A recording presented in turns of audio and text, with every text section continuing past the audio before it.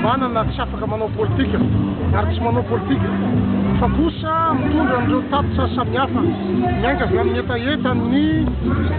tany nipoirana dia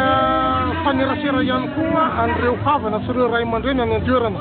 ka ninona zany zavatra miseho na sedrain'ireo vahoaka an'ireo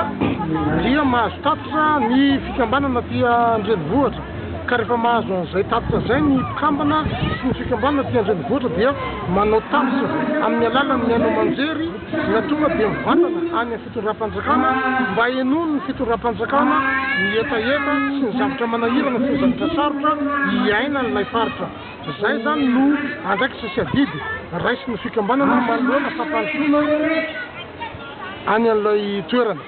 Ny faritra ny Antagnana moa zany dia anisany mbola hoe faritra azo lazaina hoe faralahana eto Madagasikara. Maro ny zavatra tsy mipetraka ary maro ny zavatra tsy mbola misy any amin'ilay faritra dia miezaka ny fikambanana manao an'izay tatitra zay mangataka fitondram-panjakana hatrany mba hitodiana amin'ny zavatra zany sy hitondrana fampandrosoana. Fa zany ihany koa nefa tsy manakana an'izay anjara biriky hoentin'ilay fikambanana mivantana arak'izay fahafahany manao amin'ny lafiny ara-tsosialy amin'ny vahoaka amin'ny faritra iny.